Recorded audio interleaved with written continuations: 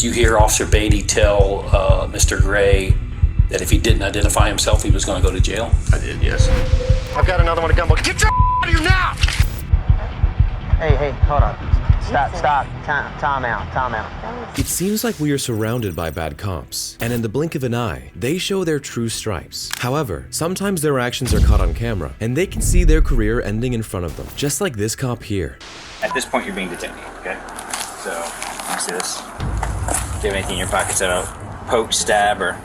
In December 2021, Jeff Gray, an Army veteran and First Amendment auditor, was raising awareness for the homeless vets outside a cafe on a public sidewalk. However, the cafe manager dialed 911, complaining that Jeff was causing a disturbance among his customers. In a matter of moments, 2 police officers arrived, ready and prepared to confront Jeff. You have your ID on you? I don't have any ID on me, guy. Okay. And if I did, I wouldn't give it to you anyway. All right, well, you need to just move along there. That's all they want you to do. Nope, not happening. Why? Because I'm just saying God bless someone's vets. However, Jeff was standing on a public sidewalk and exercising his First Amendment rights, something Officer Galt failed to understand. Is there a reason why you're friends this business? Not particularly this business. I'm just on the public sidewalk. Okay, and you're not asking for money? I am not asking for money. Okay, your sign doesn't say it, so I don't know. I mean, have you asked anybody for money? I mean, I'll tell you, my name is Jeff. What's your name? Officer Galt. Officer what? Galt. Galt? Yes, sir. G-A-U-L-T? G-A-O-T. Even if I was asking people for money, it'd still not be illegal. Okay, well, that's technically against the city ordinance. City ordinance is unconstitutional. Okay. Realizing that Jeff wasn't doing anything illegal, the officer went inside the cafe to talk to the person who made the call. Did you guys know him? Yeah, yes, sir. Are you gonna ask him for money? Yeah. He's just saying he's doing his political God bless America stuff. He's on his public sidewalk and he doesn't want to leave. You guys know him? No. One of my employees has dealt with him before at another location. I've never seen him before here. I've had a couple of customers complain about it. The manager was clearly mistaken, as Jeff wasn't disrupting any sort of business. He was simply standing on a public sidewalk. He's saying the same to me, that he's on his public sidewalk and he's not asking people for money. He's just saying God bless. When I went out there, he was on our sidewalk, on our side of the sidewalk. Okay. Is that okay if he just stays on the public sidewalk? I'd rather he did. He's not going to leave. He's recording me, I'm recording him. This is going to be I mean, he doesn't want to identify himself, so. Right. And that's not like him harassing customers out there. The officer couldn't get any substantial evidence against Jeff, and he knew that he was doing nothing illegal. Despite this, the cop persisted with his attitude. Good? No. I changed my mind about the ID. I will show you my ID. Okay. Alright, here's my IM ID. Alright, yeah. Well, can you just move along for me? That's all they want you to do. I'm not moving along. God put it in my heart to stand here and say this, and this is where I'm going to stand. Okay. Once more, the bar manager complained to the officer, expressing that the waitress felt uncomfortable due to Jeff's presence outside. Moments later, Officer Beatty arrived on the scene and engaged in a conversation of his own with Jeff. So they have every right to have you move along. And since we're here, because they called for you, we have to identify you. I'm not giving you any ID. If you don't, you'll go to jail. I'm not giving you any ID. I got showed him. Can I reach? I got my ID in my pocket. This is my ID. You want to play that game? I'm not showing you anything else. At this point, I'm invoking my right to remain silent. I'm invoking my right to have my attorney present during questions. I'm not answering questions. I'm not giving you an ID. The officer immediately got aggressive and straight away threatened to take him to prison. Despite the intimidation, Jeff remained unfazed and stood his ground. Because we're here for you, we have the right during an investigation to identify you. I'm not identifying myself. So you're going to end up going to jail. I told him my name is Jeff, and that's all I'm giving you. No, if you want to give us your information, then that's fine. But we still have to. Am I being detained at this point? Yes. For what? For the identification of you, which is an investigation that they started. Okay, I'm not giving any identification. But this pushback was about to blow up in Jeff's face before he knew it. At this point, you're being detained. Okay. So, let's see this. Do you have anything in your pockets that'll poke, stab, or anything? Since you're asking if I have anything in my pockets, I am armed lawfully. Okay. It's a very quick. Okay. Where's it at? Here's my hands. It's in my pocket. In your front pocket? Yeah. Here's my hands. Perfect. Even though Jeff was being unlawfully held, he played it cool, going along with what the officers were doing without putting up any resistance whatsoever. Yeah. I don't want. You're good. Yes. Put this one back. I have to double cuff me. Yes, sir. I gotta get your cuffs. I'll tell you guys I'm not going to resist. Listen, we're not. I just came to tell you what usually is supposed to happen. After the arrest, the officer started to illegally search him, despite him not consenting for one. All we want to do is identify you so that I don't consent to any searches. I don't consent to any seizures. what you're right now. I'm making sure you have no knives on you. And then when they write a statement saying that you were breaking the law, what's this? Is that a knife or no? Is that a knife? I don't have any knives. Okay. There's 2 magazines in my left pocket. Okay. The officers detained Jeff and removed him from the scene. However, they returned to the cafe to ask the bar employee what went wrong. He was standing out here with the sign. I didn't hear him ask for money. No. Okay. Okay. Because the sign it's not asking for money. Right. I do know that my employee was uncomfortable coming out here because we offer table service out here, and he was just standing. He was standing on our property for some of the time, and Okay. So he was standing in here. My employee was uncomfortable with it. This time, the employee presented a different version of events, and as he completed his story, the officers realized they had made a huge mistake. Our property line is that line. No, because there's a city sidewalk here. Yeah, which is. So this is your property line right here. Okay, I thought See it where was the poles are for them? Gotcha. I thought it was the further one out. No, it's a public sidewalk. Okay. So Either way, my employee's uncomfortable with them standing out here. It's time the manager realized that his employees' comfort isn't above the law, and the officers realized they needed to correct their mistake too. your sign doesn't say anything about money. And I just asked the guy who's sitting on the porch, and he says he didn't hear you beg for money. And so the only person who has a complaint about you standing on city property, which is not his problem, which is what I was explaining to him. I just want to stand there on the sidewalk. They called, they said that you were begging for money. After the investigation, that's not true. That's what they told dispatch. But the only person who's been sitting out there the whole time is the guy that's sitting by the bench. And he said he never heard you say that. So that's exactly why we did it. Jeff was cleared by the cops, but remember that he was illegally detained while apparently trespassing on a public sidewalk. That's why, some days later, these cops were put under investigation, starting with Officer Galt. Is panhandling a crime or a city ordinance violation? It's not a city ordinance violation. Okay. Upon your arrival on scene, what did you observe? A black male, or not a white male dressed in all black, standing on the sidewalk, behind the car, holding a sign, and walking back and forth up and down the sidewalk. Why did you tell Mr. Gray that asking for money is technically against city ordinance? At that point, I thought panhandling was a city ordinance violation. Okay, so it was your belief that it was? Yes, sir. Where did you get that? I thought that early on in training that we had a call, and there was people asking for money, and I thought that we looked up a city ordinance violation that was panhandling, and it's not a city ordinance violation. It's a state statute, actually. So Officer Galt was incredibly nervous during the investigation, and his lack of competence became obvious, as he didn't hesitate to throw his fellow officer under the bus. instead of talking to the business owner, he kind of went hands-on with Mr. Gray, and at that point, I usually, like, when we investigate other crimes and stuff like that, we listen to both sides of the stories, come back, talk to each other, and I don't know where that happened, maybe because he was flustered with him. Did you hear Officer Beatty tell Mr. Gray that if he didn't identify himself, he was going to go to jail? I did, yes.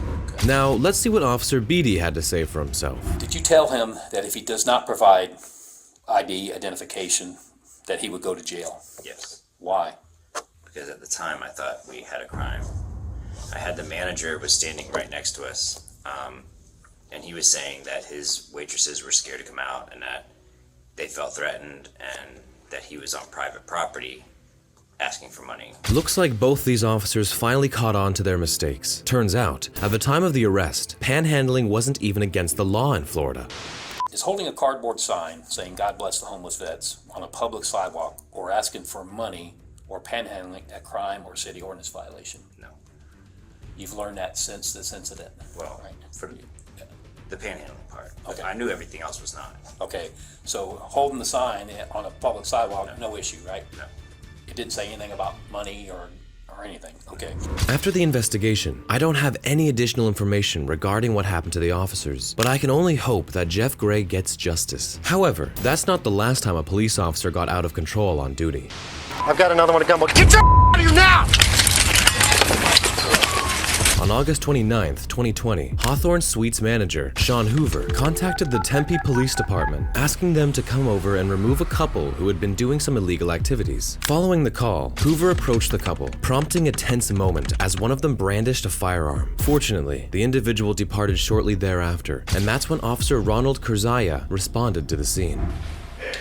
Hey, sir, how we doing? We got a whole other issue. Some guy just pulled a gun out on us.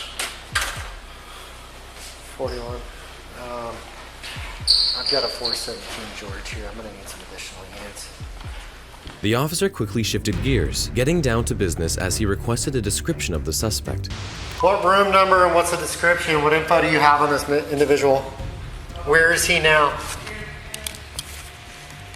What is it? Which room number? The officer seemed to be in a good mood, but that was about to take a 180-degree turn pretty soon. White male, black male, what do we got? Is he a white male, a black male? Come on. White male, he's gonna be wearing a black shirt, tan pants. He's gonna be coming down the staircase and exit out that door right there. 10-4. He's probably going to be poking out on the west exit.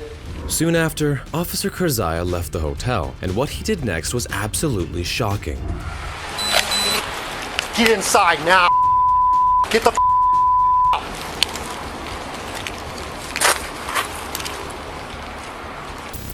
Put your hands up.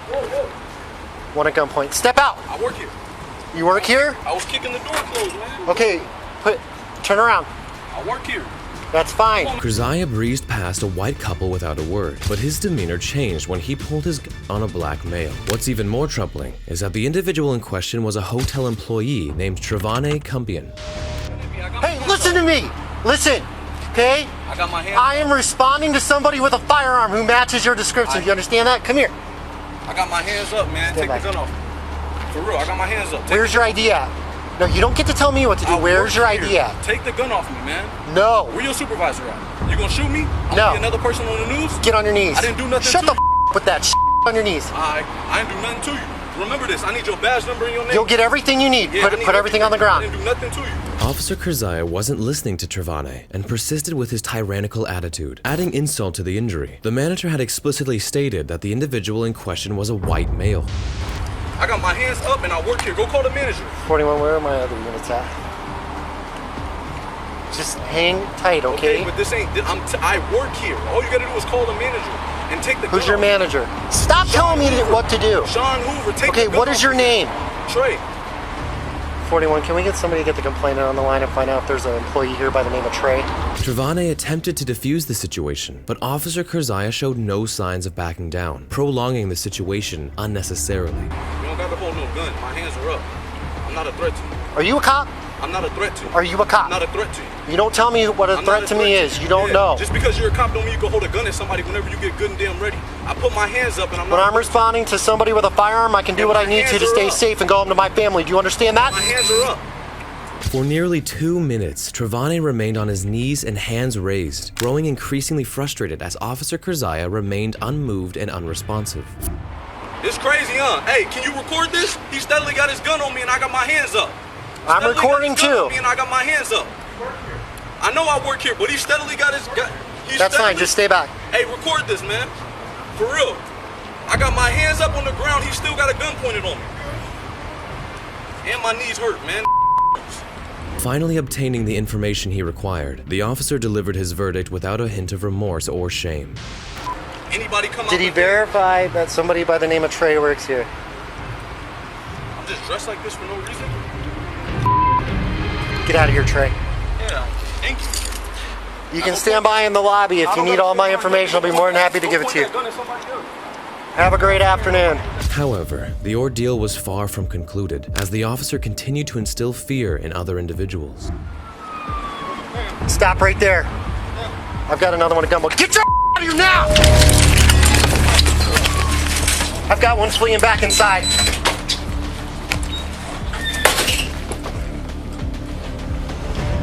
Hispanic or white male, approximately 30 years old, black bandana, white t-shirt, gray shorts. As this guy hurriedly rushed inside after seeing the officer brandishing a firearm, the officer seemed poised to unleash his frustration on yet another innocent victim. Stop right there. Me? Where did he go? Where the did he go? I ain't got nothing to do with that, man. Where is he? Ain't got nothing to do with me. No shit. So why is you talking to me like that? God damn. Get out of the way. I'm not Go. in the way. I can't Go. you Now. It was clear that the officer was on a dangerous power trip, and there seemed to be no end in sight to his abusive behavior. He went. He's good. Get him out. Where did he go, Sean? Jesus Christ. The guy with the gun. Where the hell did he go? You walk outside. Jesus Christ. Get off the air. 41. Sean just told me that he went back inside. He may have popped out the main entrance.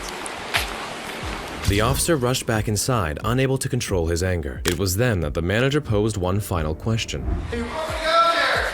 Which way did he go? I told you. And why do you have my employee a black male at gunpoint? He's clearly not white.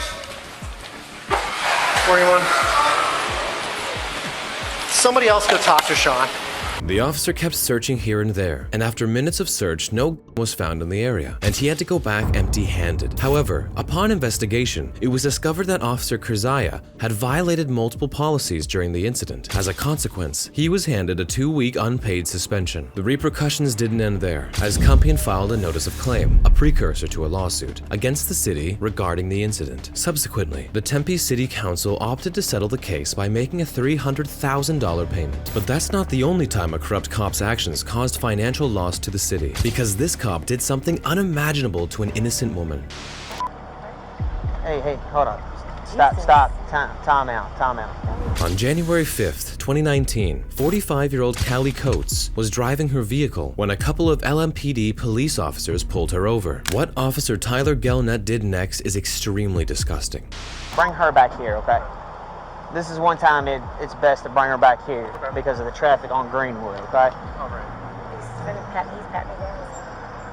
Like, okay, go ahead. Good. Yeah. You don't care about checking you out, do you? Hey, hold on. Stop. Time out. Go back there. Callie's discomfort was evident, prompting the other officer to step in and diffuse the tension. The officer then attempted to clarify the situation to the other passenger. No. Okay. Can you do me a favor? Just hang tight right here, okay? Can I just shut the door? Yeah. You can shut the door and is that your daughter? He's training. He's training. Yeah, he's supposed to call a woman to really actually pat it Actually, down. it's with male officers. It's supposed to be the back of the hand. Yeah. So as soon as he did it wrong, ma'am. Callie, understandably, was devastated by the ordeal. Despite the efforts of the other officer to console them, the situation remained difficult to comprehend and accept. Ma'am, can you turn around? I'm sorry. No, It's okay. just the way he did. He's a new officer. I'm training him. Pulled his fingers. That's why. I'm sorry. I thought only a No. female. I don't have anything on me, Ma'am. but only a female officer is Males can search females, but we're supposed to use the back of our hands. That's a violation right So there. that's why as soon as I saw him, I stopped him, told him to go to the back of the car. Okay? The cops believed that they had smelled marijuana from the car, hence leading to the search. However, later, no marijuana was found inside the car. It's all being recorded. I want to let you know that. I want to reassure you of that. Okay? Is that your daughter in the car? That's my niece. All right. I know she's probably a little worried. If you want to let her know everything's okay. All right. You can. All right. Now I need to check and just make sure that there's no car. I understand. He already told me that y'all smoked earlier. Okay. I want to reassure you, once we do that, be on your way, okay? Yes, sir. With Callie still upset, the officer intervened once more, delivering his final verdict on the matter. You okay, ma'am? Listen. Listen. It was just, I've never had nobody. I know. It was awkward. As soon as I saw it, that's why I stopped him. And I want to personally apologize to you, okay? Almost a year after this heartbreaking groping incident, Callie sued the Louisville Metro Police Department and Officer Gelnet. Several months later, the city opted to settle the case by paying $50,000 to the woman to bring a resolution to the matter. However, there have been no updates regarding any disciplinary action taken against the officer by the police department. In each of these cases we've discussed today, the officers acted with impunity, showing no remorse for their actions afterward. Police officers must uphold the law and prioritize de-escalation techniques. What's particularly concerning is that some officers appear to lack awareness of basic laws and constitutional rights. While financial statements may offer some semblance of justice, they do little to alleviate the emotional distress and suffering endured by the victims. If you share these sentiments, don't forget to like the video and subscribe to stay informed about similar cases in the future. Also, if you enjoyed this video, check out the next video right here.